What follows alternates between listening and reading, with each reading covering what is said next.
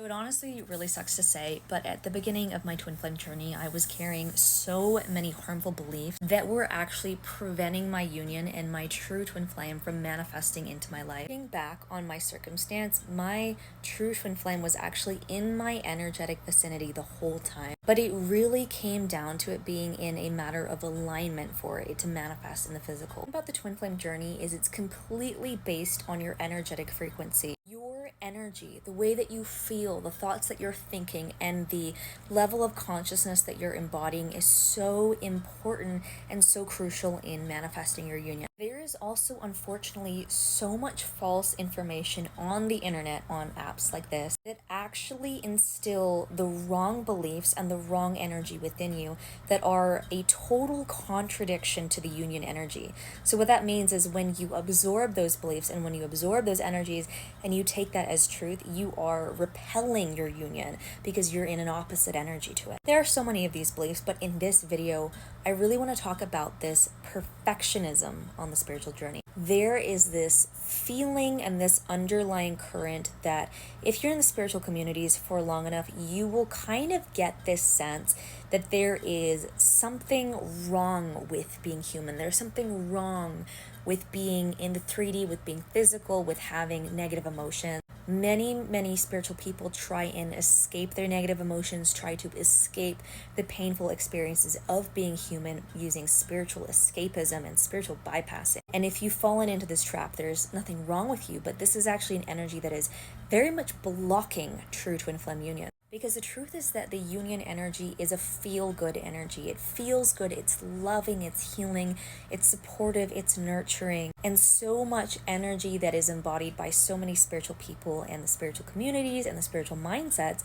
is this idea that we have to run away from our humanity, escape it, escape our negative emotions, be high vibe and feel good all of the time. Which all of that does is actually intensify the negative feelings that we're holding on to subconsciously because they have no room to resolve, because we're not actually giving ourselves any space to be human and to process all of those emotions. And all of those emotions are just energy, and everything in our physical reality, especially our love life, is going to be reflecting back to us the energy and the emotions that we have within. If I could go back in time and redo my twin flame journey and not prolong suffering and manifest my union a lot faster, is I would completely and unconditionally accept every single negative feeling, insecurity, emotion.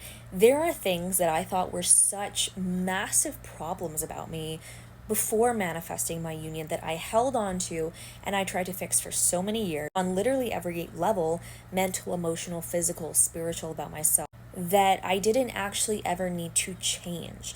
That my true twin flame would actually accept these things and actually mirror back a lot of these things that I thought about my life or my personality that were a quote-unquote flaw. For example, me being a really competitive person, a really competitive gamer. I thought that was in such contradiction to my more feminine, loving, spiritual, healing side. It turns out that that was never actually a flaw or anything to push away. It was actually something to embrace more.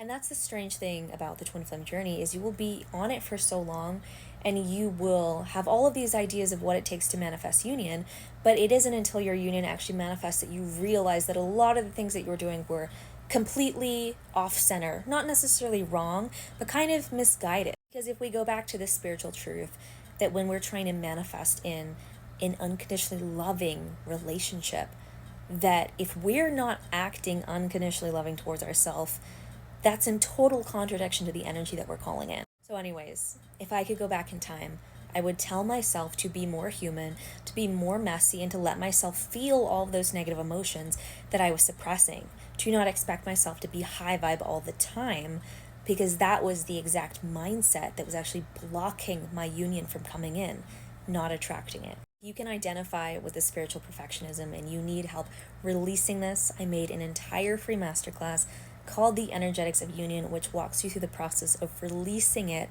stepping into unconditional love to call your union in. You can watch it for free from the link in my bio, and of course, follow for more.